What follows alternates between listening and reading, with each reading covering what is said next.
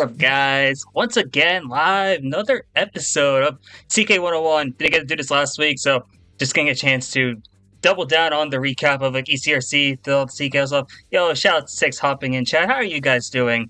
I won't lie, I was not expecting to stream again today, but I kind of feel obligated to because I forgot to last week, or didn't have things came up, so figured might as well do it a little bit now. Probably going to be a relatively shorter stream. Just a ton of ECRC stuff. Maybe going a bit more into the recap of like seeding adjustments I did with CKL, as well as maybe to talk about the what are we doing, 6-team divs or 8-team divs, bit of difference there. And then like want to go about CKL Fantasy because I know that's a big thing. That's coming up Friday, I want to say. So wanted to get something there for the guys who are doing that. And then, yeah, we'll just go from there. Gotta keep things quicker, shorter, nothing to sell. Is there a way to get involved in ECRC as a Californian or nah? This semester, I don't think so, because believe it or not, ECRC is basically halfway done, just because of it's a 6-week season pretty much, but there's a ton of like breaks in between. So right now, I wouldn't expect to get involved this semester, but I think next semester or next year, they are looking to expand to like not just the East Coast. So I think the plan is like USRC, something like that, United States Racing Collegiate, just to get the West Coast involved, the Midwest as well, because like Oklahoma, I know is like potentially going to be doing like the 4v4v4, the FFA, and I think that'll be really fun, just because have a mix of three different formats. You got CKL 6v6, which will start in like October next year. ECRC typically starts a month before CKL also, so you'll get a chance to do like the FFA, the fours, just a chance to like warm up, I guess, before 6v6 if that's what your plans are, or if you want to get new players in that competitive experience, I think ECRC is going to be good for that. So yeah, next year for sure. I think we might also have to expand to Canada, so but I don't think NARC is going to be a great name. We'll have to figure that out. Leave that up to Sandberts. Okay, let's get going. Once I figure out where my screens are. There we go. Okay, so I have like 2 weeks to cover of ECRC. Gotta try and keep this like relatively short, relatively quick, just to get this going. Week 3 and week 4 of ECRC is what we're going to be covering here. Week 3, looking at this, wow, okay, right now I remember this table. Tech with a 97, Bagel 89, Jinja 84, Side B 79, Angle 71, Solution 63, Bow 61, Batboo 54, Mexican and Zay tying with a 49. So, I remember this one a bit actually because there's just a lot of like stuff going around now about like ECRC FFA. A lot of D1 is like, okay, the thoughts are it's technical winning, everyone else behind, but there's been a lot of people coming close. Bagel has been making strides lately to see like what kind of stuff in terms of like contending with technical, and I think that's going to be really exciting. And there's a lot of players around here. Yeah, let's go Bagel coming for tech. I actually believe it. I could honestly see Bagel pulling it off in like a random week. Maybe it's this week. Maybe it's the week after the breaks. It might come in playoffs. You don't know. The thing about ECRC is playoffs are kind of like up in the air still, especially in D1, because I think we're going to like, what? 8 players, 10 players in ECRC FFAs making it to playoffs? With that happening, it's very likely that you're going to see some big upsets potentially. And anything can happen in FFA. So, shout out Bagel, honestly. Really making a great debut in terms of like the collegiate scene, representing like what, Appalachian State, I think. So, love to see it from Bagel. Jinja had a good run this week also. Side B also doing well. Angle had the best week of his season, I'm pretty sure. And so that's all really exciting stuff here from ECRC D1. Because you're seeing like names that you would expect to go higher, like Batboo, Fexican, and then mixing that up with some of the players up here, where you see Jinja, Angle, Side B, Bagel. It's a lot of good stuff coming for ECRC, and I'm really excited to see how this transpires in future weeks. You'll see the difference when we go to like week 4, just a minute right away. D4, D5A, D3. D2A was the Creo Masterclass. I do remember hearing about this and being absolutely stunned. Creo with the 110, I don't know, with the 102, Asmund 86, Wumbo 80, MC 79, Max 76, Goji 63, Sandberg 62, Trombone Wizard 60, Obsidia 56, JK 854. The big one was Creo. So, like, I knew a lot of people were like, not sure how well Creo was gonna do, but and Creo just came in absolutely just be like groundbreaking stuff. Like here, we saw Creo consistently contend with I don't know, and like maybe we thought. I believe there was just gonna be a chance. Just give Creo 1 week, there any given week really, and that's what's gonna happen. The 110 really putting UAH in like a really good spot, and I think if you look at UAH in FFA and ECRC, it bodes well for them in like their fours format or in CKL. So I think if you just watch UAH's like performances here, you have to like take some of their stocks into account then just to look and see. This is a team that I think is going to be very underrated and potentially quietly making moves and making waves next season, CKL. I don't know is still having a phenomenal season. It's going to be weird when we say that 102 is a low score for them and that second place is a low placement for them, but that's just the standard that I don't know has put out. Legitimately a contender for a D1 in FFA, and like to see them like still rocking it in D2, not a surprise whatsoever. The third place through like 6 is really interesting because of how close it was, about the 10-point difference here. Asmund kind of proving why they deserve to be here. Asmund was one of the only players at this point to have ECRC experience only, because they didn't play CKL. Penn West Edinburgh basically died out in terms of being a team, but they do still see some of their FFAs coming into account here. And Asmund really showing why they got 6th place at Riptide last September, showing that they have what it takes to be a contender in this division still. Wumbo had a great run as well. I remember Wumbo was upset that he didn't break top 3, but because he had a great run, honestly. We're hearing that, but I think Wumbo's got it in the future. Really excited to see what's coming out from him. And then you're looking at MC and Max and then Goji. Goji's been having it kind of rough in FFA from what I've seen, but like there's still a lot of time, and I think Goji's still going to be a lock for playoffs. I have to recheck how the ECRC playoff format is going to be, but I think regardless, they should be completely fine. And Max, remember, University of Florida has just joined CKL as a very last-second addition. So there is a chance that we are going to see how Max translates this FFA performance into 6v6 when you have players like Hobby as well with their team. And then MC, yeah, Kutztown players in general are going to be good. This doesn't have, like, I forget the other lobby has other Kutztown players, but I know MC and JK8, these are players that you would expect to do well regardless. D2B was a Stepien masterclass. I remember this. Zay was popping off in staff chat because, like, yeah, Stepien. I can't believe it's weird to say Stepien was underrated because it doesn't feel right. But Stepien, honestly, kind of just went under the radar. You look at the big names like Wisp from EWG, PSP, Nitro, Dynamo, Zim, and then Jay, Baja, Renko, Glacial. Stepien didn't like stick out as an immediate contender unless you knew Stepien. And like Stepien just shows how good Kutztown as a program really is, putting up the 119 here. Then you got Wisp with a great 110 performance. Really, when Wisp plays, Wisp has an amazing results. So this shouldn't be surprising at all. Nitro had a great performance there. 107, we're trying to figure out for Morgan State who's that number 2 option going to be. And I think Nitro's really been solidifying that they are the number 2 option over at Morgan, so that's really exciting. Similar to, I don't know, in D2A, it's weird saying Dynamo had a off performance when Dynamo put up a 90, but really, the standard for Dynamo's been showing is incredible. And Nitro might be LeBron. That makes sense. It would make sense, I guess, honestly. I can see it, yeah. Nitro might be LeBron.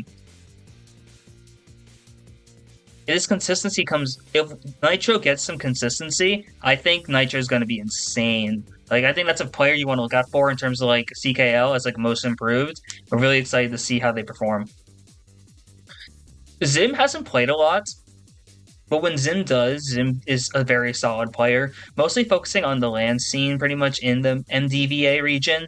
So you don't really see them playing online, especially in like competition and competitive formats, because they don't play like they play CKL with McDaniel, but not from the same school, which is rough. But Zim is still solid, as well as Glacial. Glacial's been kind of under the radar, but Glacial's basically the face of the McDaniel program this year and onwards. So excited to see what McDaniel does with them later. Renko from Tennessee has honestly been impressing a lot lately. Like, even though a 76 doesn't scream amazing, Tennessee as a program has been improving a ton. So I'm really excited to see what they go from here. And I know Jay and Baja Kobolon didn't exactly have their best performances that day. I know mentally it was kind of rough for basically the bottom four, Jay, Baja, Kobolon, Anomaly. But maybe I'm expecting them to step it up for sure going forward. UTK is going to be really good. Completely agree. I think that's a program that really is just going to be absolutely insane. Speaking of absolutely insane, UAH, Cheese, and D3, 137. The Bradshaw difference in getting second, 125. Then Steamy from Virginia Tech rounding out the middle, the podium spots in week 3, D3 with the 114. So this is impressive here in general, because UAH, Cheese, has been really scary good lately. I think UAH, as a program, is going to be very surprising this season CKL, just because they have a lot more experience now. They have a lot of players who are like, oh, maybe this is going to something's going to be happening here. Got pinged somewhere, just waiting to see where I got pinged.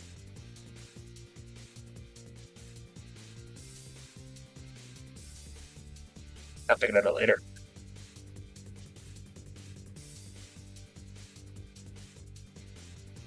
Yeah, Bradshaw getting robbed. I heard Bama Bradshaw did get robbed, but Bradshaw is still playing very well.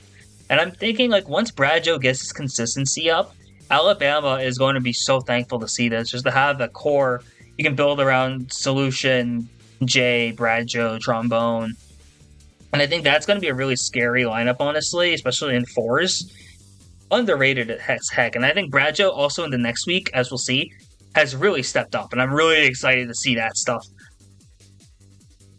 Got Morgan State here with Ronan and Iman, 98, 95, 4th and 5th overall. Iman tying with Mudgib from McDaniel with a 95. Great performances here from all of them. I think this is a bit higher than they've normally placed, so that's exciting to see. And if you're a Morgan State fan, this is exactly what you were hoping for. Seeing these players like use this FFA experience to like build up that confidence before CKL, before fours and playoff ECRC fours gets in the playoffs too. You want to see all that kind of stuff beforehand, just to see this confidence boost and that kind of like thing. They help me may be back. Honestly, they may be back. Morgan State might be back. It really just Morgan State's consistency, once that becomes a thing, they are going to be outstanding. It's just waiting for them to hit that peak of consistency sooner rather than later. Sunset's really good, honestly. I think Sunset's still an underrated player. I say this for every div, but Sunset is like the one player here who like 7th seems low for them, but in reality, look at the difference between 4th and 7th. Sunset could have easily been 4th overall, and really to add this kind of depth on the sounds kind of just unfair. And then you have Virginia Tech Blizzard rounding out with an 82 in 8th place. Honestly, Virginia Tech having Steamy and the Blizzard of Oz. Never know. I think Virginia Tech might be a bit more ready for CKL than we're expecting. I'm not expecting them to maybe win D1. Not really, to be honest. But they're going to be better than we are expecting. D4. D4 was close. Yeah. Michigan's C2, D2 showing why they are still adding to that Michigan depth, and C2 D2 is going to be really good in the future. Very excited to see how this plays out for them. Then you have Virginia Tech Hyper Evil Man. Like I said, Virginia Tech stock just through ECRC is going to help them a lot. The one thing we were concerned about Virginia Tech last season, aside from Gathering, was that everyone outside of Cynical and Ice was so inexperienced, we weren't sure if they were going to hold them back. But now you're looking at Steamy, Hyper Evil Man, Blizzard of Oz, watching them step up their game. I think that's going to be really exciting for them going forward. NC State is an ECRC team for now, but there's a lot of good names here. Green being one of them, dropping to 117. Getting third over Bobby J, 11K now, I'm pretty sure, who with the 115. Shout out to Bobby J, by the way. We're going to try and get Bobby J on for an interview next week, hoping they'll be able to happen, because I think that's going to be really fun. G-Forcer representing McDaniel. I'm pretty sure McDaniel rocked 3 different tags in the different divisions this week, in week 3, because I was in there transitioning from Green Terror to McDaniel to Road Rage, which is not fun for me, but hey, at least I knew this ahead of time. Crimson with a 99, like C with an 87. Solid performances all around from D4. Yo, hello, Zay. D5, hey! Week 3. Purple Nurple with a 150. J with 140. It's a me 109. Kit Kat 98. Ocean 90. Aqua 85. Reb 84. Saiku 63. And then 4 bots. I think that D5, we have the div admin in our chat, Zay. D5 is one of the more fun divisions to watch out for because there's so many names that you're like, who is this guy? Who is this person? Why have I never heard of them? And they're just going to be using this chance to make a name for themselves here. Purple, coming out of nowhere. It's a shame that they go to, I want to say, University of Ohio. Or maybe that might be Super Fresh Boy. Purple goes to a school that doesn't have a lot of presence in the collegiate community. So it's a shame we're not going to see them in the team settings, but seeing them in FFA is really exciting here. And then you got a couple of the NC State players as well, really doing well, and Zay can attest to this, but NC State is kind of running ECRC Div 5, and it's exciting to watch an up-and-coming program like that. Wondering if they're going to be making the transition over time. Yo, shout out M for coming in here. I also said D5 has a ton of energy.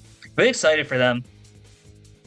And then there's just really good players. Ocean, Aqua, Reb, Taiku. These are players that are all going to be on the come up every week. And I'm excited to see certain players really get some more extra playing time. Can you imagine Ocean being at playing in CKL in the future? If Kutztown gets a second team, I can see Ocean being a leading name on that. Ocean's also going to the Steel City Sprint, the Moravian land, on March 16th. If you're in that area, by the way, you should go. Shout out Kit Kat from Howard as well. Yeah, of course, Zay. I love seeing HBCU representation, and I'm really happy that Zay's been able to add that here, getting Morgan and Howard into this. Really wanting to see some more colleges like that make their jump into a Mario Kart scene. I think that'd be really cool. D5B is where? There we go. Super Fresh Boy, 149, J Hammy, 148, Prism, 107, Sophie, 102, Apex, 94, Abby, 89, ZZ, 79, and then bots. You missed, Angle, you missed us going over the FFA where you got 5th, I'm pretty sure, in Z1. I want to see Z2 and ECRC next season. Angle moment. So, this was close. Holy hell. Super Fresh Boy and J Hammy, 1 point off from each other? And they're kind of running away with the div in this conference. That's hella cool, honestly. I'd be really excited to see how that shakes up. And Prism, Sophie, really playing well too. They get Apex, Abby, ZC. D5 has just a ton of great, no experienced players.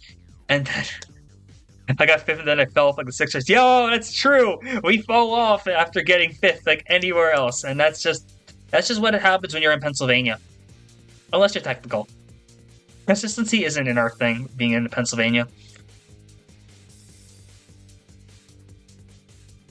ECRC 4s of D3. Okay, this was rough. I remember hearing about this because PWE dropped. Oh, I would love to see UMBC here. Ankle Taurus.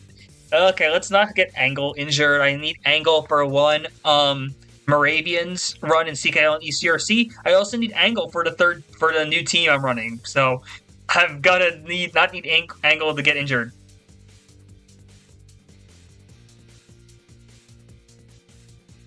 Angle gets the health history from his adopted mom, obviously. That's just how it works. So NC State versus McDaniel. It's a shame there's 4 bots here, but wow, 117 from Jay, 114 from Green, 109 from Prism. It's a me with a 93. Then from McDaniel, 129 from Glacial, 112 from Mudkip, Samber with a 93, Andy with an 83. Redacted Duty. That's true, Rumble. That is absolutely true. Yeah, you and Rumble and Angle are basically the cornerstones I'm building around for the new team I'm doing. So excited to see how that transpires. So NC State against McDaniel. I'm not gonna lie, these are kind of the bottom teams in ECRC4's D2. It is. There's no lemons. You are not the Waluigi bot whatsoever. I won't lie, Angle. The third team lineup might just be an Oklahoma Moravian mix. Like, it might literally just end up being 3 Oklahoma, 3 Moravian, or something along those lines. Zay, are you looking for a new team? Love to have you. Would like an extra vet on my team.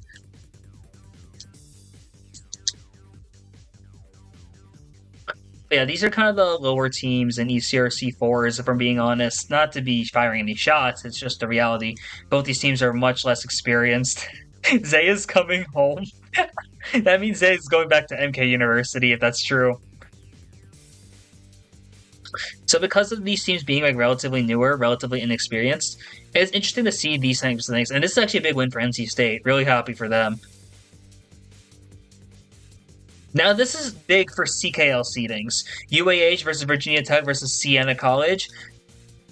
Looking at Creo with the 119, Green 99, Cheese 81, Cordy 60, putting UAH with a 359. It's a plus 40 win over Virginia Tech, who had Cynical 138, Hyper 68, Blizzard 62, and then Kenyon and Steamy splitting games with a 51 total.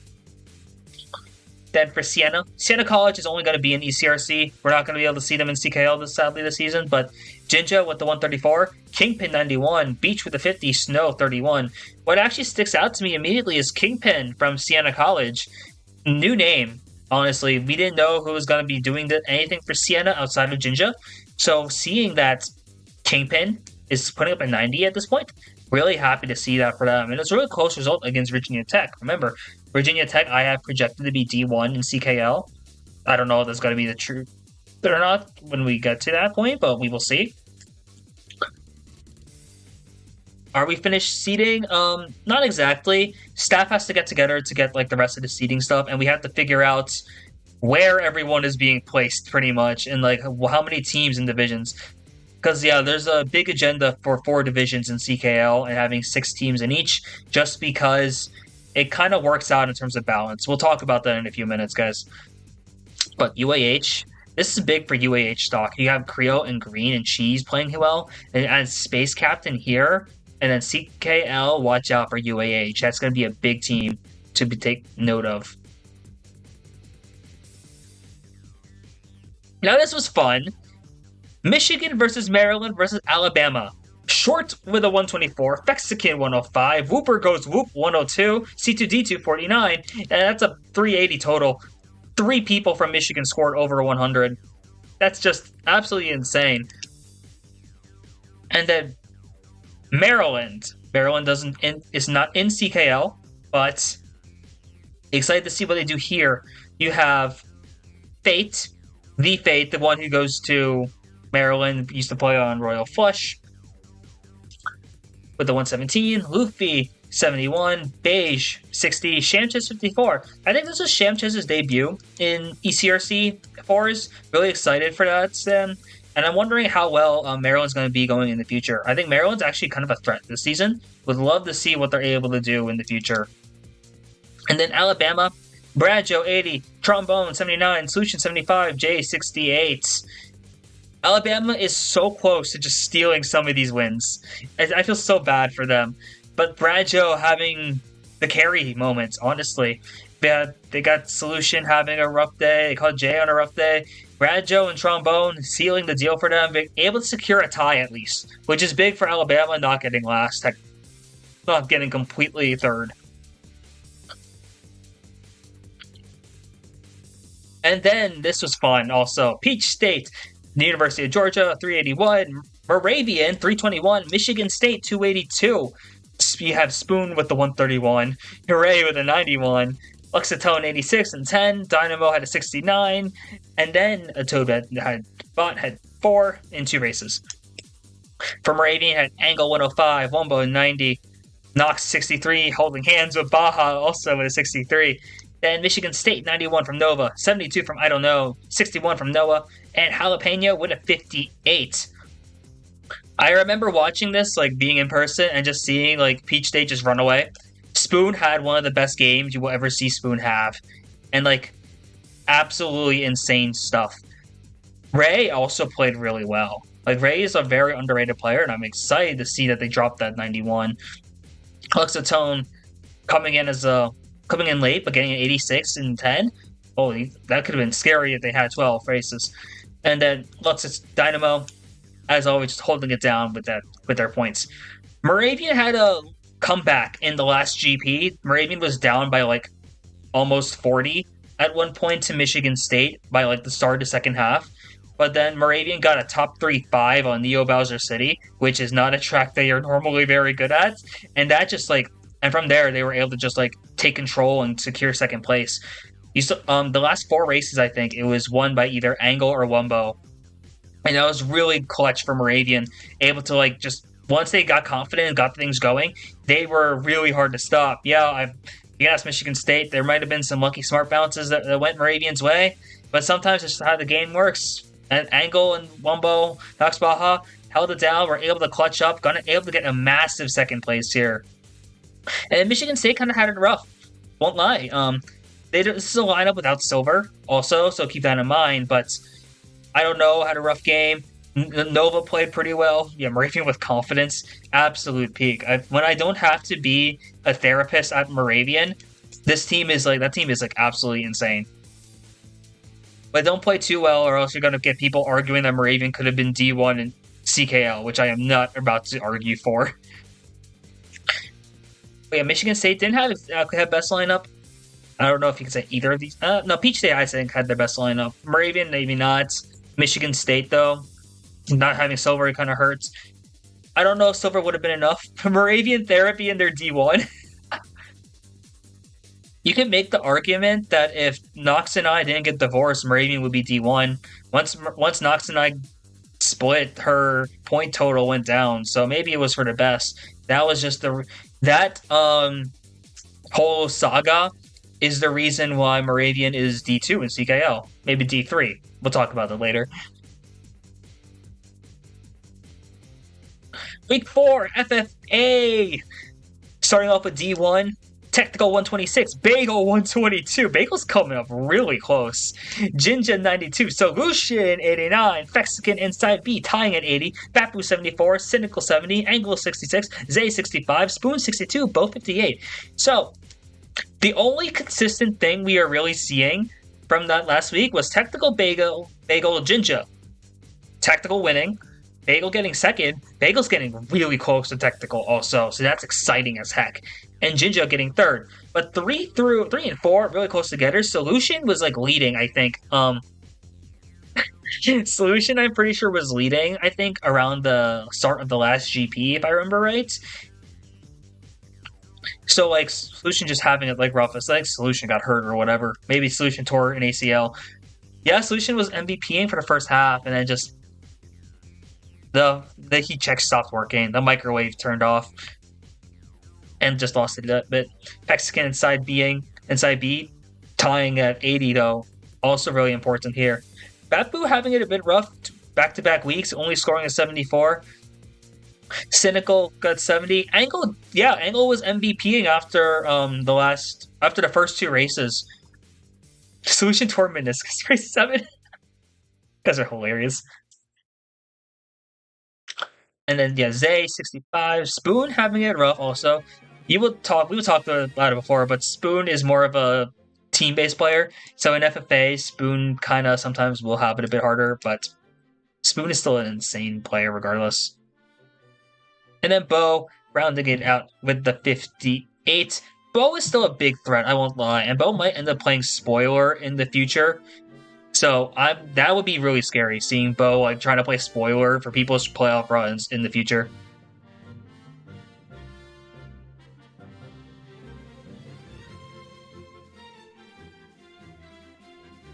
Are standings out? I actually don't know. I think they're working on them right now. I think there's one more div we're waiting on just to be safe before we post standings.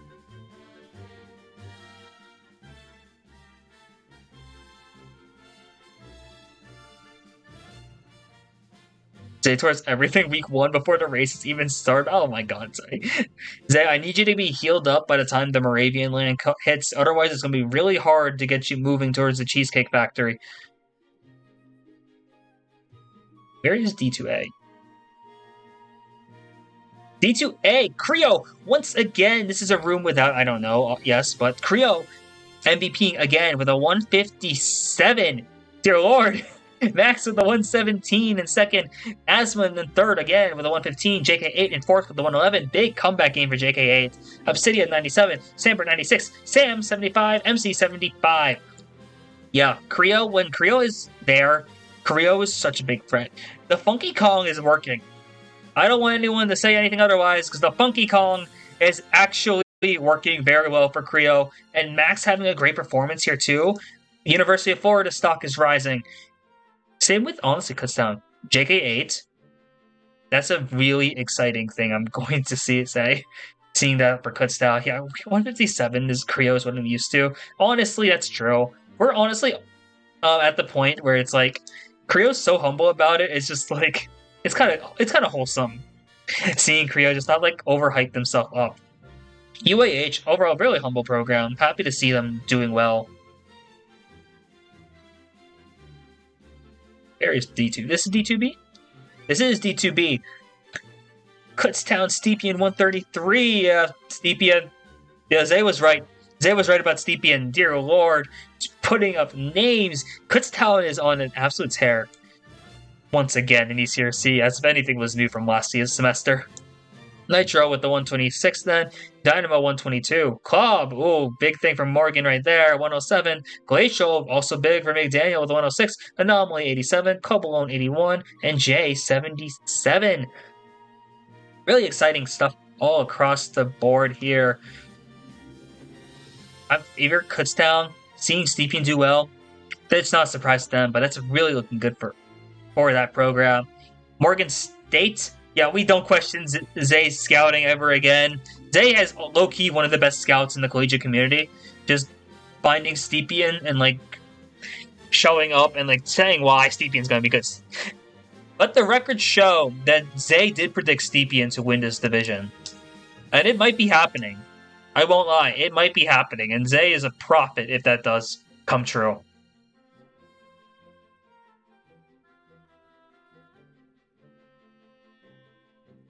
Oregon State, though, Nitro and Claude playing well, that's exciting for them. The Claude Masterclass, yeah, Morgan State, if they keep this up, this is a program I'm really excited to see stuff for. Nitro's 2 here now, honestly. Nitro's doing insane. What else is doing insane? Jeez. UAH is back-to-back weeks, wins 2 different divisions.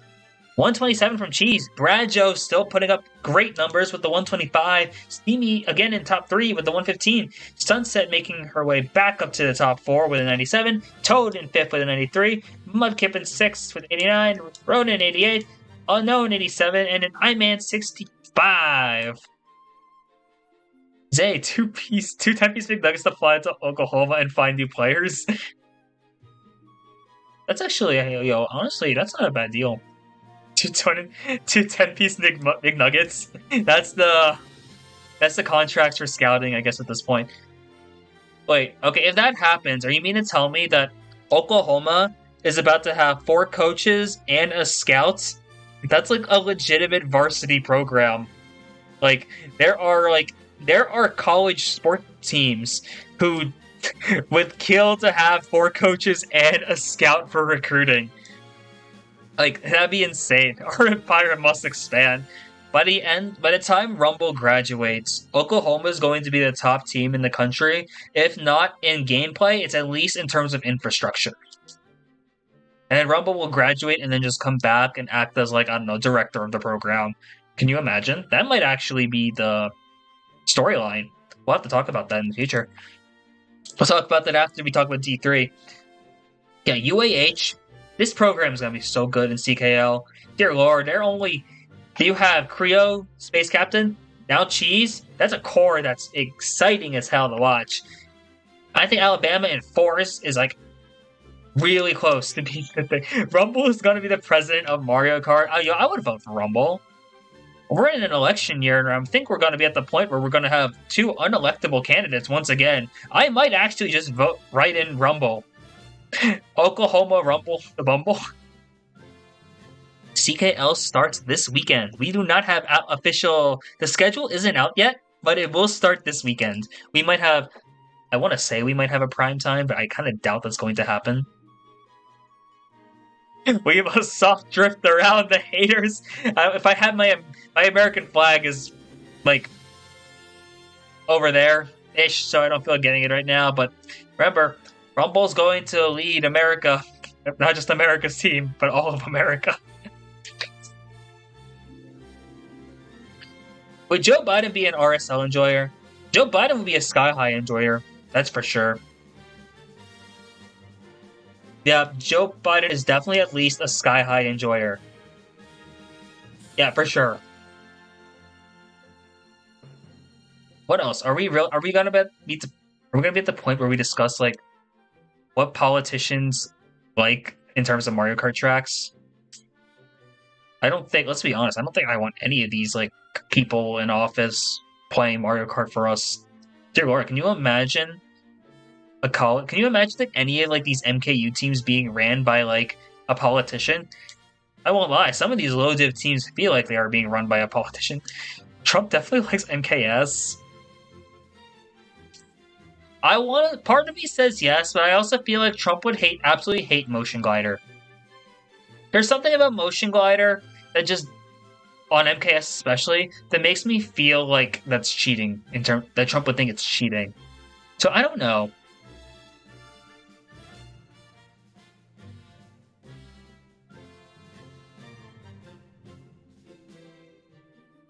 Trump is a goldmine enjoyer. Trump is a TR enjoyer. Nah, I feel like I like TR. I don't know about Trump, though. I feel like Trump would think it's too niche. Trump would like it, but then he would probably drop it the moment Booster Course Pass comes out. But we can forget all of that right now.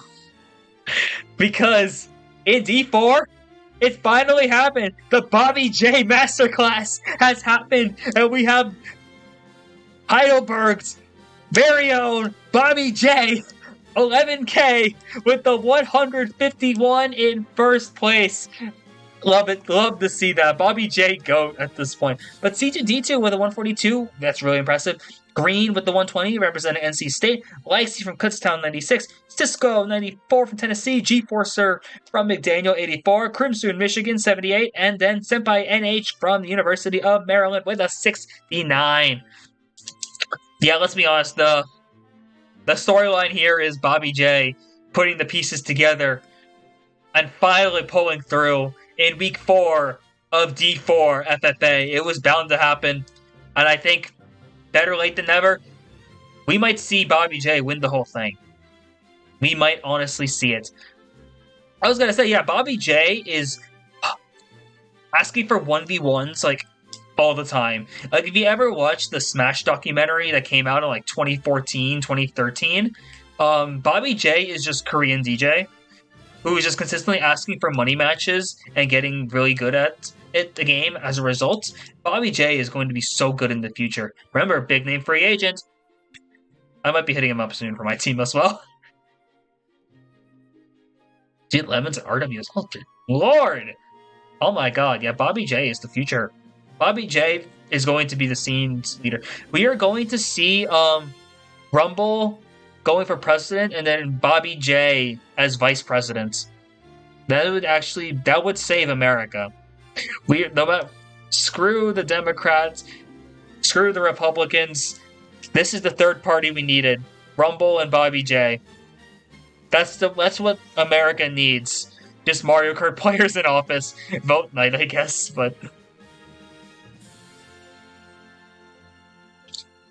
Bobby J would 1v1 Putin and win. Legitimately though, Bobby J would bring world peace.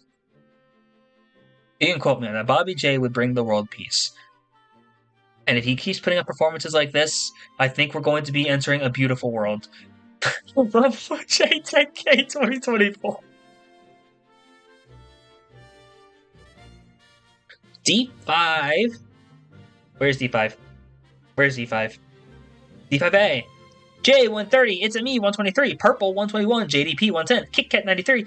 Aqua 88. Reb 85. Ocean 67. Ooh. Yeah, Ocean had it rough. Dang.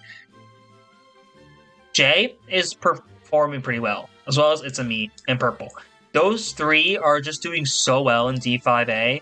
I'm excited to see how this continues for them because I feel like in D5 you're really watching like what will be like the future of the scene, which is really cool to think about it, like the future of the collegiate community. And to see these players rise up the ranks, can you imagine these players in like D2, D1 in the future? That'd be so fun. NC State is going to improve fast. I'm not sure if you guys know this, but Spoon is probably going to be coaching NC State. So when NC State gets the Spoon guidance, I think NC State will be absolutely incredible. Give them like a year, and NC State is going to maybe be a premier program in maybe not just ECRC, but if CKL if they go into there too, I think Spoon's guidance, if NC State is willing, is going to be incredible. Yeah, we're at the point where colleges are going to have like coaches, and I think that's really fun. If there's anyone else who's like wanting like coaching, I think that'd be really cool to see. Maybe if you get like, I don't know, put a team like UNI, who was another team I actually considered coaching. If UNI had a coach, could you imagine how fast they're going to rise? Dear Lord. Lemons and Archie with a coach? Oh, that team, they'll be so scary.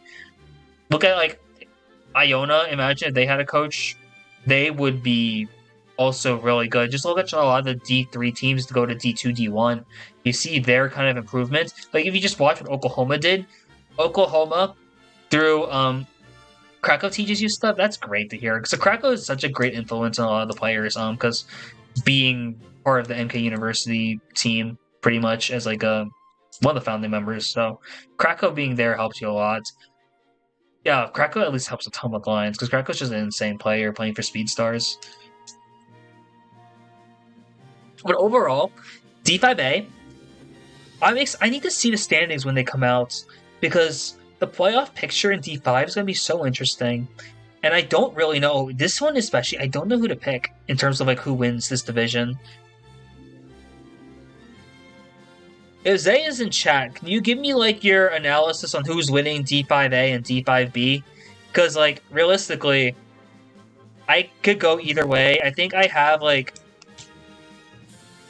I know Quax is in college. I know Quax was in Jersey. I don't know if Quax is still in Jersey. But there are no NJCU is in ECRC, but I don't know if Quax's school would be there. D5B, you got Super Fresh Boy 155, J Hammy 142, Prism 129, Abby and Apex tying with an 89, and then Sophie coming in right behind with an 86, ZZ 82. Really close from 4 to 7, and then top 3 just outstanding. Fresh especially. Super Fresh Boy and J Hammy are going to be some of the big names to watch for. Mark my words, when they move up divisions, that is going to be exciting stuff to watch. Prism too. I think Prism's going really underrated because you see Prism playing with Super Fresh Boy and Jay Hammy, and like they're not winning against those yet, but we're just waiting on Prism's breakthrough game, and that's going to be very fun. I'm getting pinged. Okay, IPL, that makes sense. I could have sworn I hit the notification.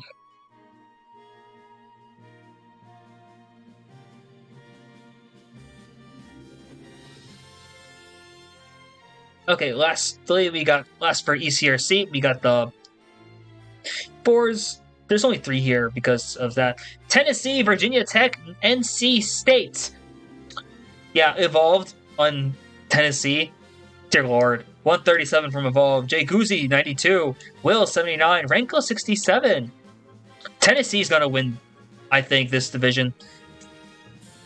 At the rate they're going, Tennessee is, like, really good. It's a me. Okay, that makes sense.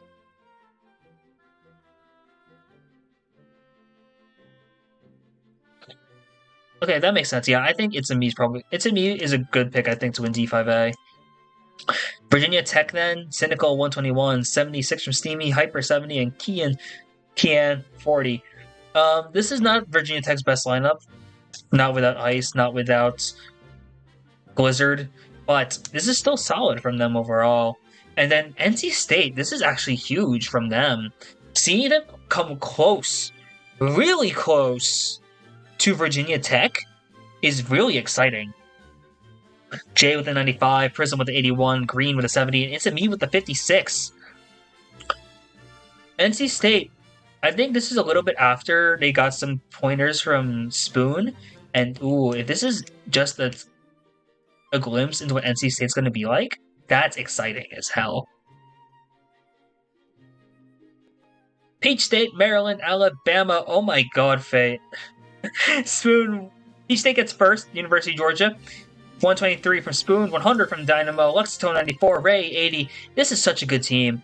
Legitimately, now that Mexican isn't playing the rest of the season in ECRC, Peach State might be the favorites, honestly, in fours. I think it's really close between them, Michigan. Once they play again, that matchup's going to tell a lot.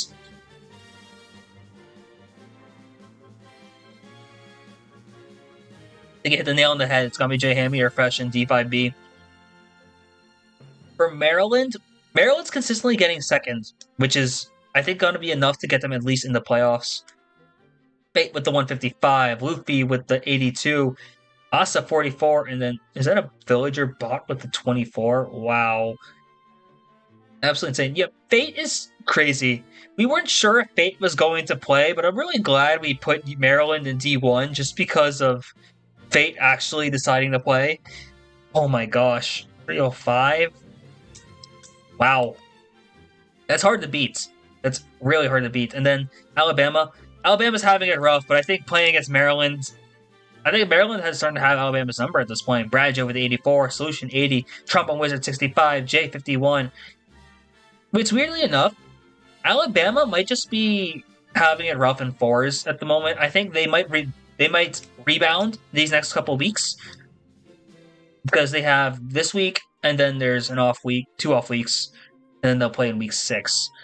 But this week, especially for Alabama, is going to be really important for them, and I think it's going to be seeing what they do here. If they can respond this week with a win or doing well, getting second against Michigan State and Moravian, that'll be big for Alabama's playoff hopes.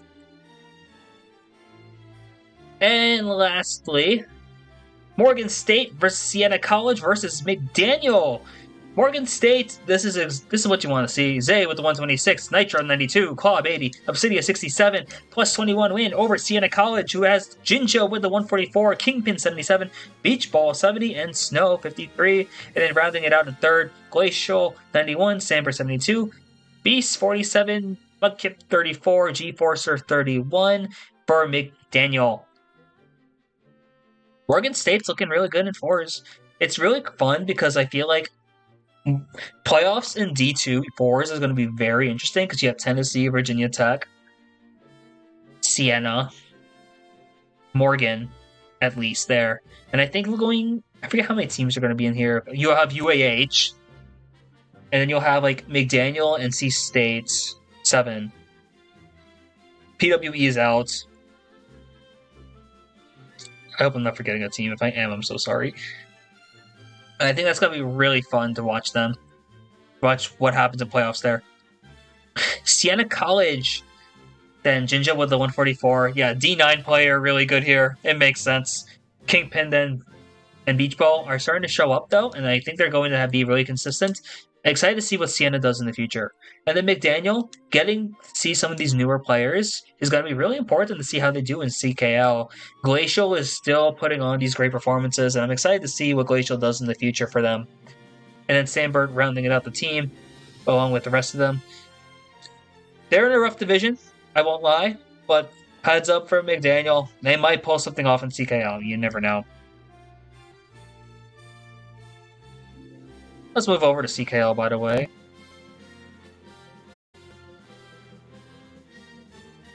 Carries nothing in staff then. Okay. Update on CKL. Jinja dodged shock 4 times. Tough 4 on Skyga turns into 3-5-8-10. Wow. Wow. Yeah. Jinja will do that. Jinja just is that kind of player. So, okay.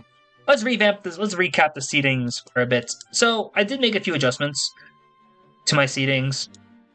Keep in mind a few things. Oklahoma, Peach State, UCLA. This is all just alphabetical order. Because realistically, I think these 3 teams are basically interchangeable.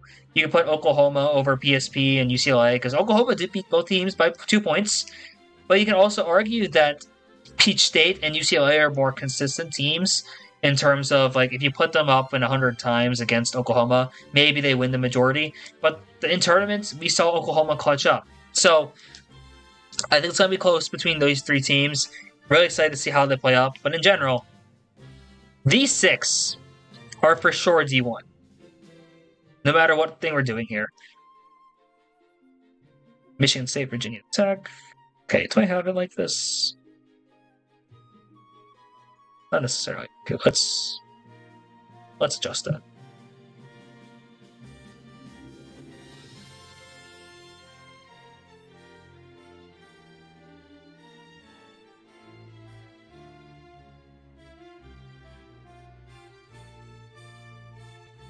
There we go. So this is the seedings I have if it's 6v6. This is the seedings I'll have if it's 4s. So let's move that around. E4. Oops.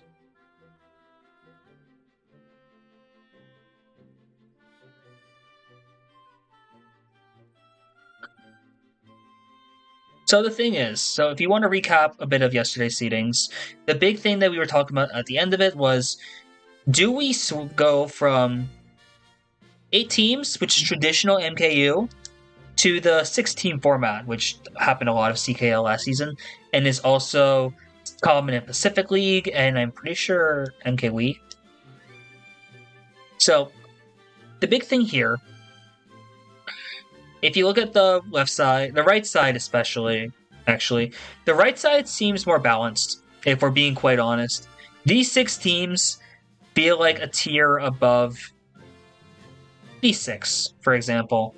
And even if you look at the 12 teams who I consider to be like D2 level, I would definitely argue that the ones in green, are probably like at least half a step, if not a full step, above a lot of the teams in the blue group.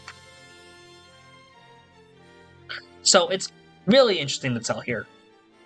Michigan State, Virginia Tech, Tennessee, these 3 teams have a lot of potential here, and I'm excited to see what they do, but I think this would be a group that would really benefit from being in like this division together. Because like Michigan State and Virginia Tech, I think they have the case to be D1, but I think realistically, both teams probably lose out to these 6, so I think it'd be just more fair to put them here, and I think it's more balanced that way. Similarly, like if you look at D2 here, I loved what Ted Bear was hyping up for FIU. I love that speech. I love the players of Moravian and Morgan. I think Tennessee kind of rolls them at this point. Just like the kind of carry that Evolved is able to do. Yes, there's the depth of these three teams, but there are Tennessee is looking really good right now. Tennessee, I knew had a big argument to be D1, but I think a UNI win over Tennessee was what sealed the deal for Tennessee in D2. UNI is going to be in a good spot too, I think, here. I think regardless, UNI is definitely like the quintessential D2 team. Like if I'm thinking Division 2, like off the top of my head, it's UNI. That's a group where you got two great players. You got Lemons, who's insane now, like just getting so good. Archie, who's also been proving a ton, was already good last season. And then four players, one like Dapper Boo and all that, who are just going to be who are there and they're getting better as well. But I think they're not at the point where they can be pushing for D1. They're also probably better than every team in D3 by like a lot. So there we go with UNI. UAH, I think UAH being in D3 would be really good for them. It's a jump from D2 because I think UAH can deservedly be D2, but being like the border of D2 D3 is no thing to be ashamed of. And I think for them, that's going to be really exciting here. But also, you look at St. Clair and Nebraska. These teams, I think, are are better than every team in D3. So, and I think it'd be really fun to have Nebraska, FIU, St. Clair in the same division, as well as having Moravian and Morgan in the same division. I think you want to putting these 6 teams together just makes more sense. Like, you can thank Nitro for gifting 10 subs, and maybe that's why I'm like leaning this way, but the more I think about it, the more it makes sense for there to be 6s. It just like it feels so much cleaner, at least. It might not be cleaner in terms of like running it, but in terms of like the divide in team skill, this is probably the most natural one. At least that's what I think chat believes, and I'm pretty sure that's what a few other staff is starting to think. I will say, I'm not going to guarantee anything because we don't know for sure. But I think there is a chance that we do have a 16 division instead of the 8-team divisions that we were planning for next season. So, for all those wondering, you are welcome. We might finally get into that. That's really big updates, I think. The only updates I had from like last night, so a lot of things moving around. I think I had a few of Alabama UNI moving around. I think I moved FIU up, Nebraska down. It's close because I think these 3 teams are like really close together, which is why I think it makes more sense to put them together in D3.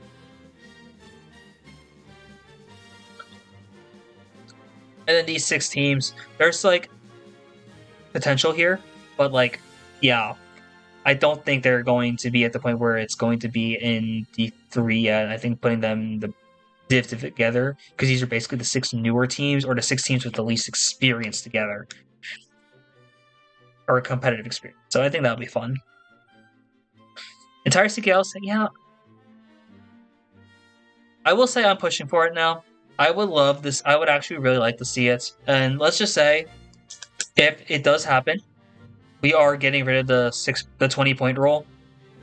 We just have to figure out how it works because the thing is, when you look at the tables, like literally, the reason why we follow MKU so closely is because we just have all of the tables are made for us. So it's really easy to just pinpoint in. Like, the schedule is made automatically. The standings update automatically for us. It's not a lot of, like, point things. It really, a lot of the input just comes from, like, indivs and all that. But, like, for some reason, the 20-point rule is still there. So once we figure out how to get rid of it, it might be one of those things we have to manually calculate instead. But if that's the case, I think it might be happening. I would love to see it too. Maybe we'll finally get a chance to do CKL. Just do it in this groups of 6. It makes the most sense. And at least in our staff meeting tomorrow, I think I'm going to be pushing for that. Otherwise, regardless, I think this is probably the seeding I'm going to roll with. I think the groups are relatively consistent here. That's true. Um, I will say if the 20-point rule comes back, I definitely think it needs to change. I would definitely argue that first of all, ties have to be weighted more than a 20-point loss. I think it's stupid that you can lose by like 20 and be treated the same as if you tied. Because I think, well, that's just stupid as heck. Ties need to be weighted more than a 20-point loss. But that's just me. That's just me, at least.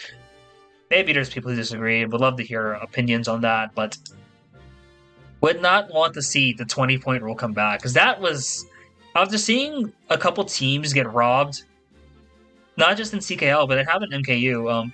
Team Egg, I think, got robbed because of it. So,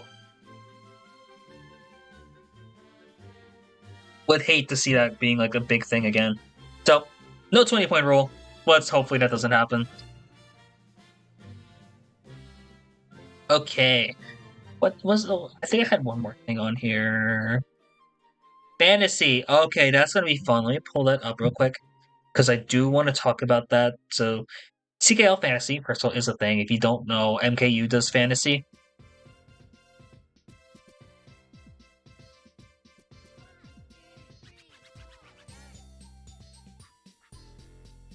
Yeah, MKU does Fantasy.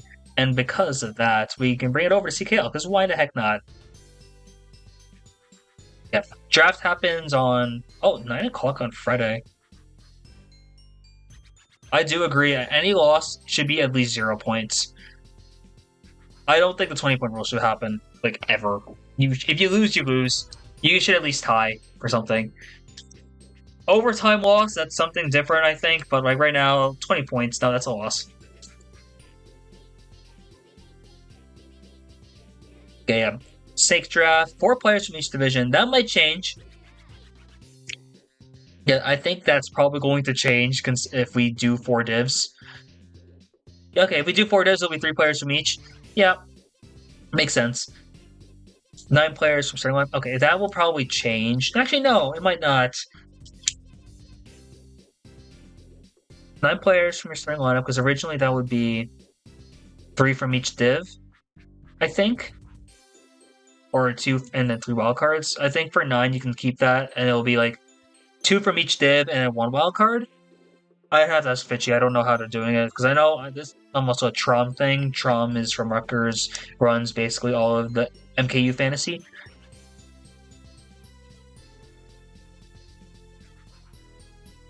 Okay, free agents, forfeit losses from the teams. Ooh. Forfeit wins 80. Okay. Yeah, and it's like all accumulated points total. It's not like you're going head to head like in like NFL fantasy. It's more so just going up, just like going for points. I think it's close to like baseball fantasy, if anything. So the thing is, it's hard to pinpoint exactly what to do with fantasy because we don't have official seedings. But we can kind of get the gist of like who are we going after immediately. Hold up, I'm going to pull up the roster. Don't want to pull that up on stream.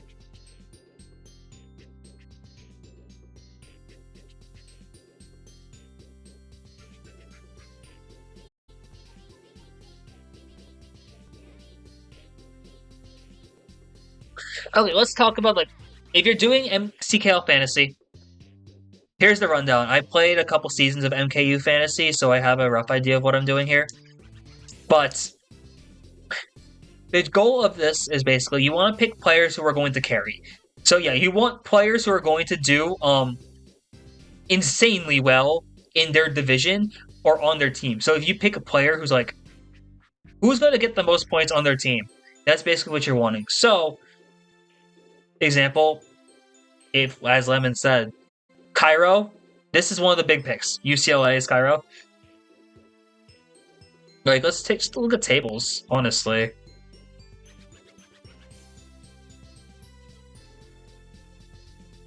There's a UCLA table around here, yeah. 113, that's light work. Yeah, here, example, Cairo 145. Yeah, if you want Cairo on this type of thing, just because of like having in fantasy, that kind of stuff. I will say Lemons is a good pick as well. I would think if you're going UNI, I would go Lemons for sure.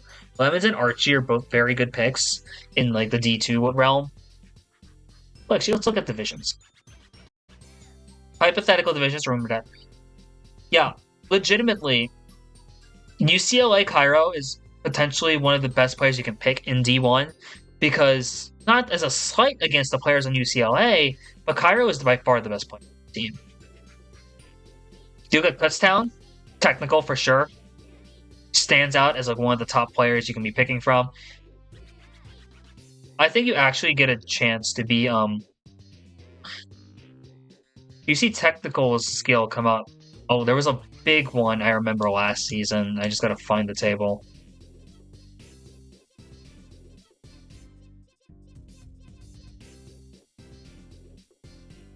$128. I feel like when you say like 128 feels low. That's funny.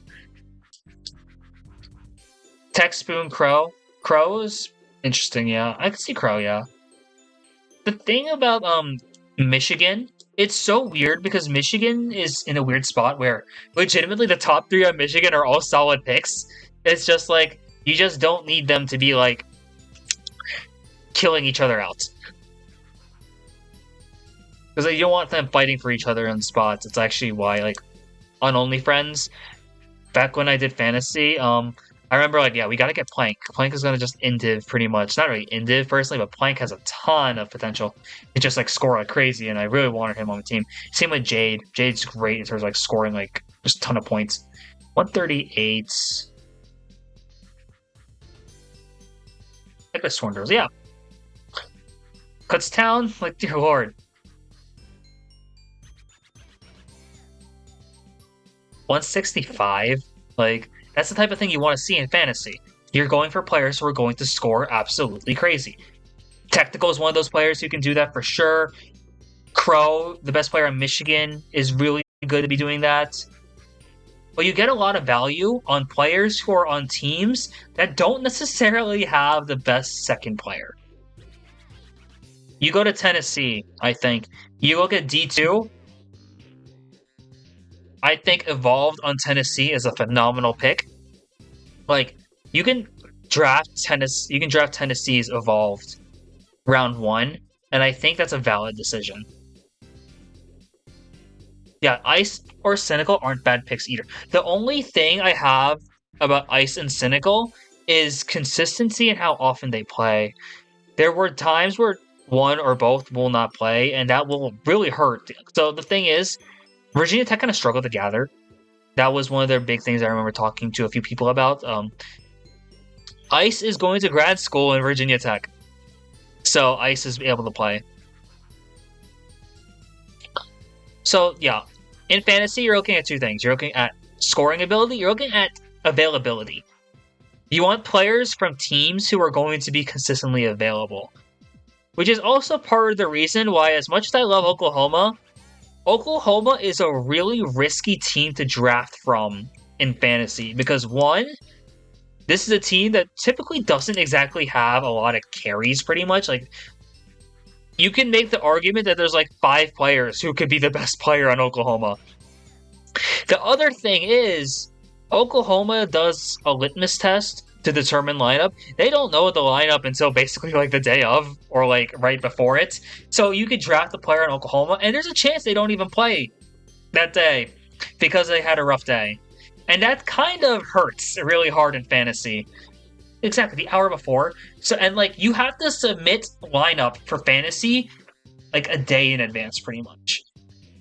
You're not going to know exactly. The only thing is like, Rhino could be a great pick. It's just like the thing with Oklahoma is that like Oklahoma is the 4, 5, 6, 7, 8, 9 team.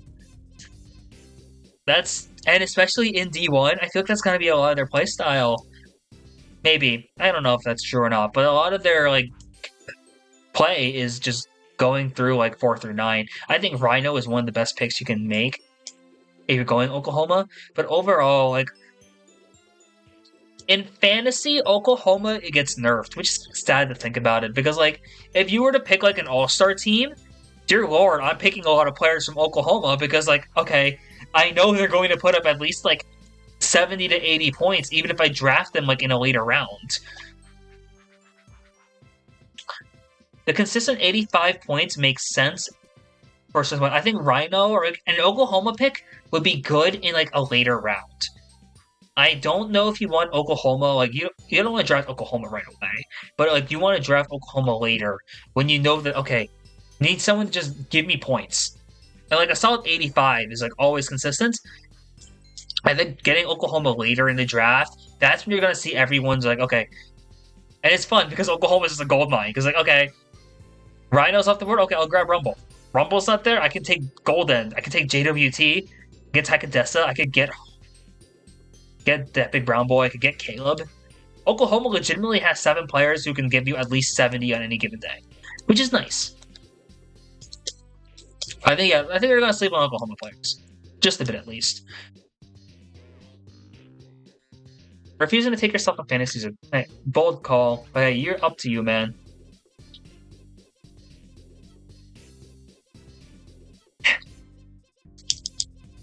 I will say, in fantasy, towards the later rounds, when you're basically just like kind of meme picking, you can make a meme pick. I remember, I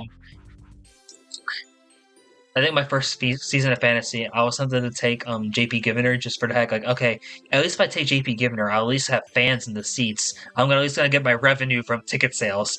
I think there was a similar argument made for Mangalore getting drafted as well, because I don't think this is before we knew Mangalore was a starter on Trivial Matters. So it was like, we'll just take Mangalore just for that. Sandberg round 2. I take Kusan. Honestly, take Kusan. If you're going McDaniel, the pick is Glacial. Like, straight up, your pick is Glacial if you're going McDaniel. Don't take any UCSD peeps for fantasy. I was going to say, UCSD is another hard team to take because the thing is, in fantasy, depth is bad. Like, if you're a deep team, it's bad because it might mean that, like, one of their teammates might just start taking points away from them. You want to take team players from UCSD later on. Like, give me in D1, like, I want Tech. I want Spoon. I want Cairo. I want Crow. And then later on, like, give me Whooper. Give me Rhino or Rumble. Give me Luxatone. Give me Dynamo. Give me Joy. Give me the Super FXs. The Astras, the Wallabies. Give me Top Hat Bear. I think there's some sleeper picks on these teams, yes. But I definitely don't know for sure what the strategy is. I think this really just comes down to the drafting strategy. Speaking of things, Virginia Tech and Michigan State. Virginia Tech, I think, is going to be a solid team to pick from regardless. You get Ice and Cynical, who are by far the best 2 players on their team. And Cynical is at least consistent enough to play every week. Majority of weeks. Ice, I think, maybe not always, but grad school especially is going to make things a bit rough. Keep that in mind. I don't remember what Ice is going to grad school for, but it might be a bit harder. And Michigan State, yep, I don't know. I don't know as a wild card pick. I can see I don't know being like a big name you draft like later on if you want to take a gamble. I will say Michigan State drops in D2. This is a team you really want to like look out for here in terms of drafting. But if this is a 14 div or a 4 divs league, then it is this. Then you got okay, I don't know, best player here, Cynical and Ice, Evolved. Franken and Goji for sure, but I think similar with the other teams. I think you want to see. You can say Iona for later. Solution's a good pick. I know the other players in Alabama have improved, but Solution in 6v6 is just consistently a very strong player, and I think that's where you're going to see Solution shine. Because Solution, I think, best format wise, at least in competitive collegiate, has been FFA and then 6v6. So putting a Solution here is going to be a very good option. Like anyone? Ooh. Yo, honestly, if you find the picks there, there's some players are going to fall like crazy. And I think that's going to be important there to keep in mind. And then UNI has some great players. You have Lemons and Archie. Both are going to be very solid picks to take. I think especially in like early on, you could take Lemons early. You can take Archie early. And I think those are both valid options. You go to D3. D3, there's 3 players that come to mind immediately. Creo, Angle, Zay. I was gonna say Icy is a sleeper pick for you and I. Like, I think Icy might actually be like a great late round pickup, just because no one's going to look for them, and that'll be the play. But D3, like I said, UAH is Creo, Moravian's Angle, Morgan Zay. The thing is, there's a common trend, a common theme about these 3 teams. There's one player who does a lot of the points. Like, Creo MVPs almost every time. Space Captain's going to be there, which is going to be another solid pick. Cheese might be another solid pick too, but I think Creo's going to be the more consistent option. If we're being honest, Moravian this semester feels like it's going to be Angle running, and then the rest of the team kind of trying to just support, and me coaching the support and seeing if that's going to be enough. Angle for sure is going to be dropping. Angle, I know, is shooting for an average of over 100 this season, and I think it's going to happen. Yo, Solution, we're talking we're talking CKL Fantasy. I'm not sure if you're playing in it, but we're talking fantasy now. Milkshake, yeah. I was going to talk about that eventually. FIU's big pick is Milkshake. Ted Bear's great, but I think Ted Bear's being willing to play second option. I think this is going to be the season where Milkshake really takes over in terms of like playing. So, and like Milkshake's it being really good, I think this is going to be a great time to see stuff from this team. Sinclair, Bonkers is good. Yeah, Ted Bear's still going to average like 90 plus. For sure. Bonkers is going to be good. Guilty and Mumu are also good solid picks here. And Nebraska, Marcoco is going to be solid. I think Marco might be the big one for Nebraska at the moment. And then obviously Morgan State Zay. Zay is probably going to be pushing for another MVP agenda. It's going to be fun. This is going to be a like not hot take, but just overall CKL discussion. D3 MVP, if it's these 6 teams, that MVP race is going to be crazy. And just like, look at, if you take like the best player on each team, can you imagine a team of like a 6v6 squad queue of Creo, Angle, Zay, Milkshake / Ted Bear, Bonker / Moo / Guilty, and then Marco? This 6, like, dear lord, that's actually a fun team. That would actually be a really good lineup.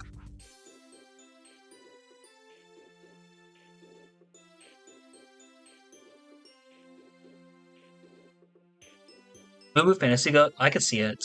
Could legitimately see it. And then D4. D4 is going to be the interesting one. Because, like, we don't know who's here. Top Hat.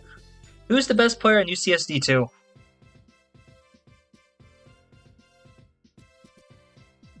Top 6 players from D3 would be seen as number 1 overall team.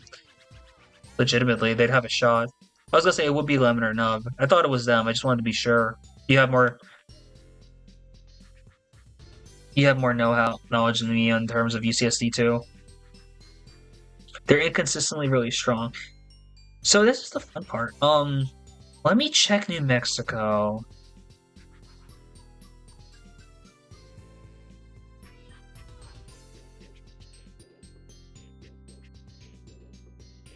Okay, you shouldn't be. Don't look at that. Don't look at that.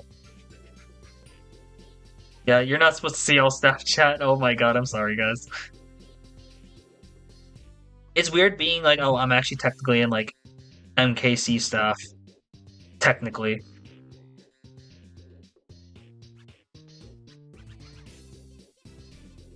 G72. G72 for New Mexico.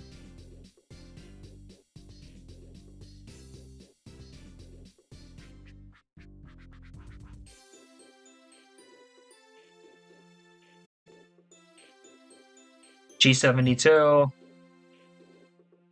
Donnie? What's Donnie playing? That makes sense, yeah. I was gonna say G72. Donnie scored 90. I don't know. They've been doing that consistently. Not consistently.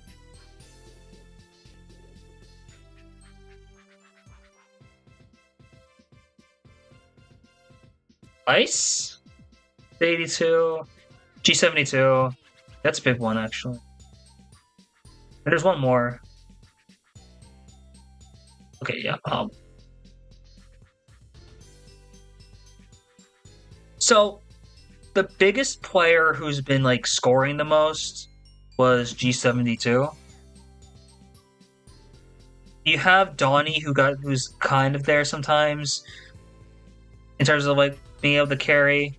But really, if you're looking D4, G72 is your best bet for New Mexico. Florida? Oh, Florida's actually easy. You have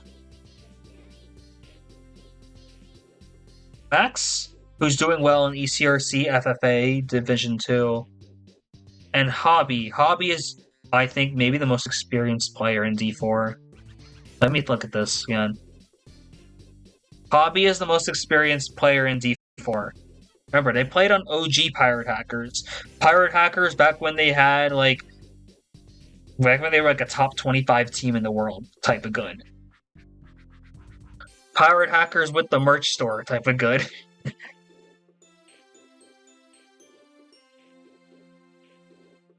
Shout out to Top Ever getting their first game in PL D3 last Friday. I might play in PL this week. I'm in. My team won D2 of PL this season, but I haven't played because I am very far from top lineup in my D2 Pacific League team. Maybe I'll play though because we've been undefeated so far. We clinched the division last week. You're on no clue who to take. Okay, you take Max or Hobby from Florida. You take G72 from New Mexico. If you want to take a risk, you take Donnie. UCSD2, you get Lemon, or you get no. McDaniel, you take Glacial. Glacial is actually, I think, a very underrated pick for this team. And especially in fantasy, because McDaniel doesn't have like a big carry anymore.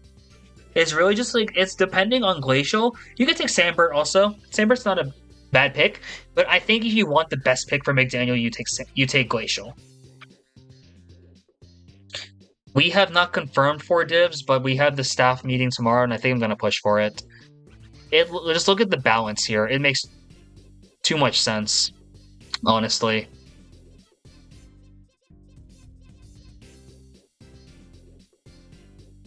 Pinged.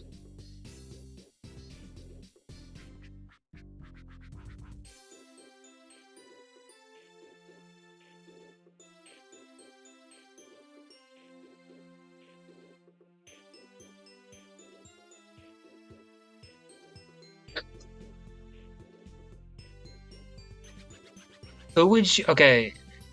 If there were 4 divs, UCLA would be better off with D2. Who would you replace between UCLA?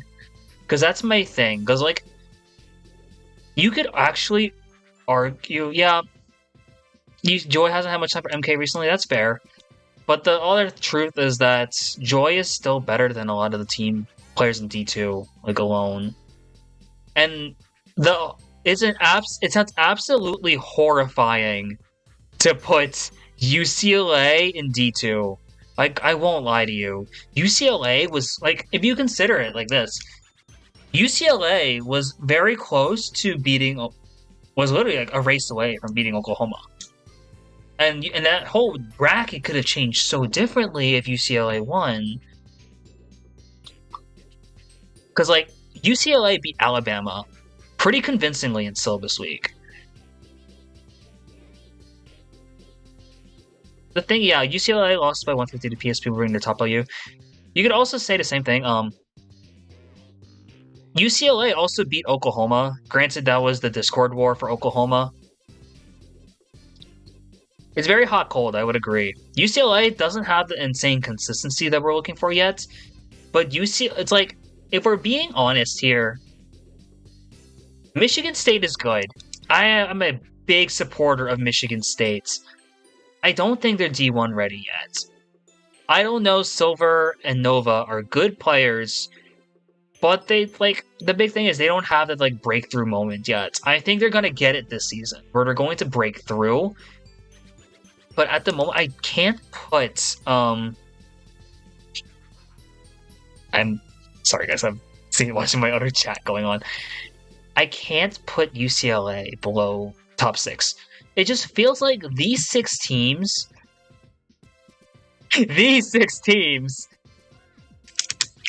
are just like top UCLA. The thing is, UCSD, I feel like UCSD, Michigan, Kutztown, these are the top 3 teams. And then it's like a gap, and then you have the next 3 teams. These 3 teams I still feel like are like relatively interchangeable with close to top lineup. Peach State probably better than UCLA, but Oklahoma and Peach State are close, and Oklahoma and UCLA are close. You kind of have like this rock, paper, scissors effect, I think, with these teams going forward. The fire, water, grass, if you want to go that way also. Lemons is quite literally the best collegiate ally in this scene, because I swear, Lemons just allies everywhere. So it's like kind of hard to tell at times between like who's beating who, because it's like you just have Lemons playing. It's like, okay, Lemons and I don't know, like ally everywhere, and it's like, yes, it's so good. We get to see these college teams scrim. It's an ally, and it's a good ally. It's like, okay, dang it, we were so close to having actual data. Like, we're at the point where it's like, I'm gonna need like a random player to start allying, but from like a different skill level. Lemons, I don't know, play from Alabama. I was gonna say, I see those players in Alabama all the time. Dear Lord, Lemons is about to just be like an inside player soon.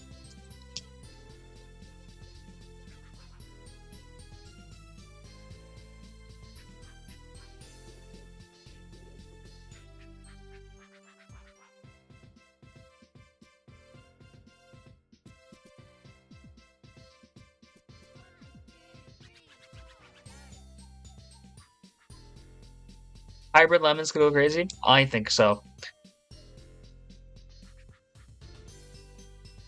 Anyway, yeah.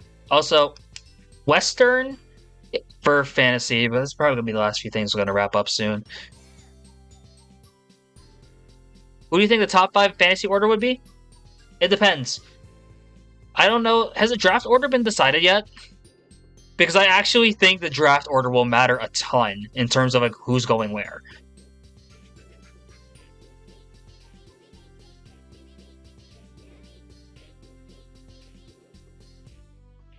No idea? Okay. So, here's who I think you should be drafting first overall. Okay, so I think Zay is quite comfortably a great pick. Evolved might actually be a sleeper number 1 pick. I legitimately think Evolved might be the first pick. Because if you look in D2, Evolved makes Tennessee so good. Evolved is also carrying Tennessee to like these levels. There is not a great second option on Tennessee, and Tennessee is getting really good really fast. Like you see, Evolved is outscoring Cynical and very often in ECRC, and I think Tennessee has this is the best carry in Division 2. You're gonna and like the thing about Division 1 is it's a bit risky to pick D1 right away, like as your first overall pick, because the D1 players are just going to be absolutely in a dogfight against each other. So you actually get a lot of value from picking lower div early, getting that out of the way, because you know there's more definite carries in D2, D3, D4. So you don't have to go D1 immediately. So I actually would go. You could go Jinja in D3 if Jinja was playing. The problem is Jinja isn't playing. But if Siena College was here, then yeah, I would say Jinja would be an amazing fantasy pick. But it's a shame that Sienna's not here. Yeah, Evolved from Tennessee. This is a big pick. Zay is a very good pick in D3, but you could actually argue Angle or Creo too. In fact, you could.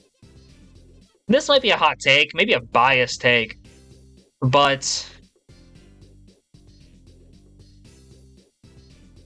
we're talking about CKL Fantasy Angle.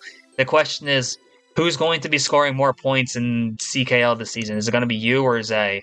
Because legitimately, if you look at ECRC FFA, Angle's been beating Zay a couple times lately.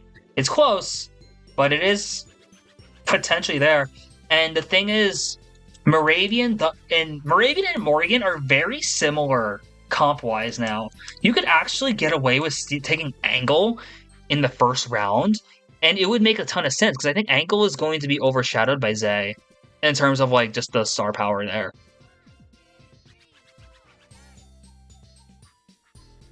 So, because like we know we've seen what Zay can do, but now like this is a very different angle from what we saw last season. I say it's because I've worked with him myself.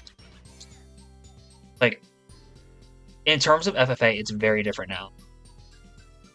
Because like I think also consider Moravian doesn't have me playing with them like they do in fours, so Angle's stats are going to go crazy. It's okay, Lemons. No one's watching this. I don't think any of the fantasy teams are going to be watching this, so you're fine. Let's Fox VC. So yeah, these are some great picks. Zay and Angle, big things. Creo, big pick here. I think actually you want to steal a D3 player early, because there's like a hard carry on each team here. And if you're able to get D3 that situated before they do, that's going to be big. Because like Zay, Angle, Creo are going to be scoring more than the other teams. And I think you actually get a lot of value from Zay, because realistically, I don't know how much Moravian gathers this semester. Based on the first weekend I'm looking at, it's going to be rough. I don't know if we're gathering 6 players for the first weekend. Oh, that's not looking good.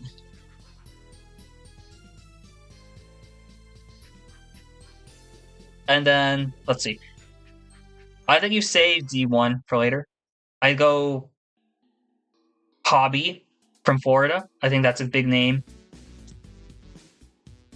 Glacial is a solid pickup here. I think that's a sleeper pick, though.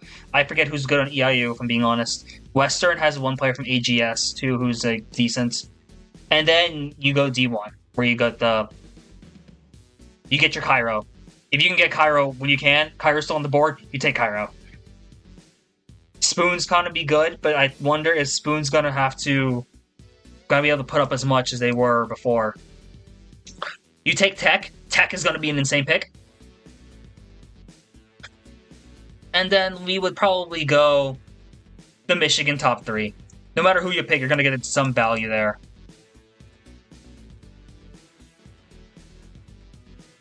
Okay. So yeah, that's the gist of it pretty much. Michigan cringe. Sleeper picks? I think Solution's gonna fall into draft order. And that's gonna be rough, because I think Solution's gonna be a very strong pick. Cynical and Ice are gonna be very good to have.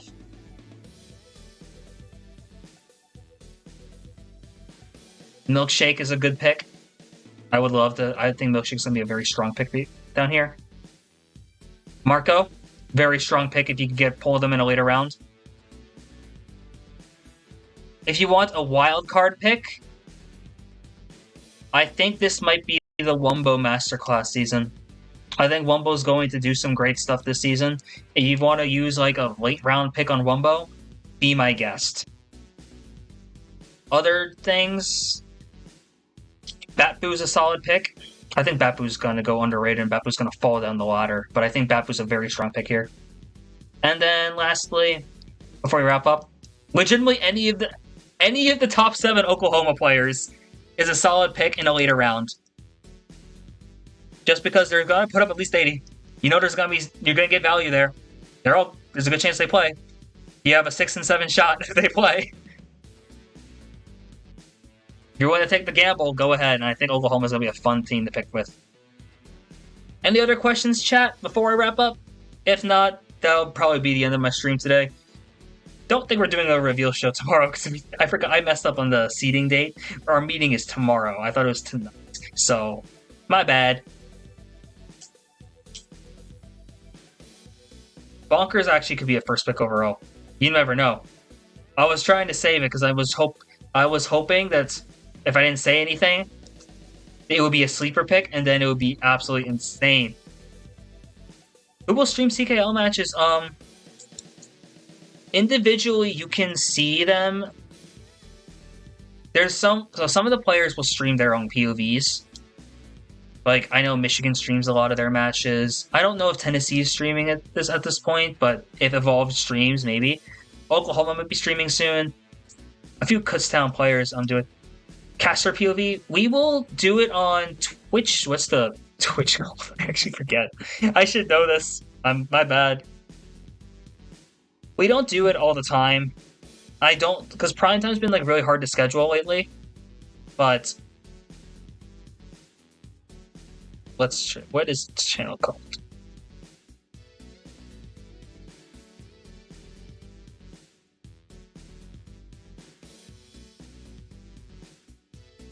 It'll be twitch.tv/collegiate KL. If you just look up, collegiate KL pretty much is the big one. That will occasionally have like primetime matches. I'll type it in chat. Am I redoing my seedings? No, Milkshake. I'm just talking fantasy stuff at the moment. I'm about to wrap up stream though. Yeah. We were just talking like fantasy. Some like updates on my seedings. I think FIU is probably going to be like FIU is D2 in a 8-team format and D3 in a 16 format. That's pretty much the gist of it, though. There wasn't a ton of changes in my seedings. Maybe just like ordering between like certain divs, but like overall, it's roughly the same thing as yesterday. So if you tuned in yesterday, that's the gist of it. Is anyone I know streaming? Because like would like the stream. Hey Mario Kart people I know streaming.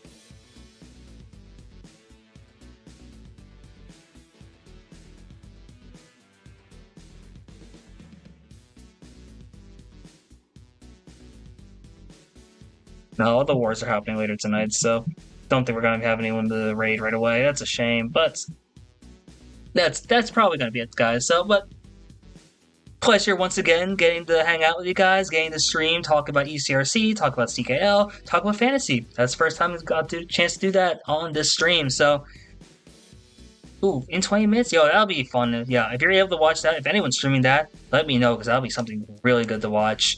But that's gonna be it to wrap up CK 101 today. We'll be back again next week on Wednesday. Go over the first weekend of CKL action, recap ECRC before they go into their break, just to get some more recap stuff going. I also have a Bobby J 10K interview, Bobby J 11K, my bad. So hope to see you guys around for then. But until then, hope you guys have a good one. See you guys around next time.